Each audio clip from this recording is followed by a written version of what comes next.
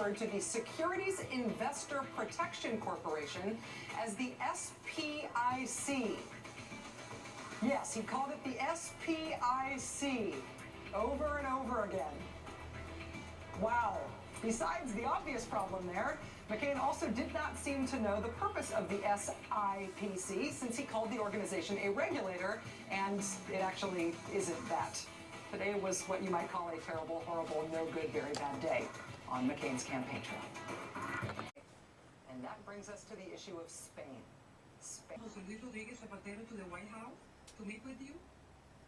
I would be willing to meet with those leaders who are friends and want to work with us in a cooperative fashion. So you have to wait and see if he's willing to meet with you, or you be able to do it in the White House? Well, again, I don't, all I can tell you is that I have a clear record of working with leaders in the hemisphere that are friends with us and standing up to those who are not, and that's judged on the basis of the importance of our relationship with Latin America and the entire region.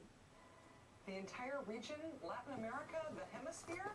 So what happened there is that Senator McCain was either confused by the question or he wasn't sure who Prime Minister Zapatero of Spain is. In either case, McCain pretty clearly put Spain in Latin America, not in Europe. Still, things didn't get truly troubling about this until the McCain campaign tried to explain their candidate's apparent stumble with an aggressive statement which said that he knew exactly what he was talking about. That explanation included this, quote, Senator McCain did not rule in or rule out a White House meeting with President Zapatero. And also, quote, he is not going to make reckless promises to meet America's adversaries. So in John McCain's foreign policy judgment, Spain is possibly an adversary who we can't promise McCain would meet with? Spain? The democracy? With the troops in Afghanistan and the big economy, the big cornerstone of Europe? Add this head scratcher to a growing litany of them from the foreign policy judgment guy in this race. In this campaign, McCain has said that Iraq and Pakistan share a border. He has repeatedly said that Czechoslovakia still exists. It doesn't. He was confused about the difference between Sudan and Somalia.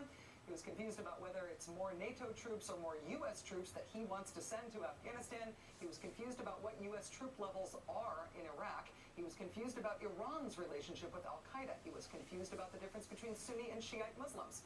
Remember Joe Lieberman having to whisper the correction into his ear? And then there was that awkward reference to President Putin of Germany, but we don't need to go into that.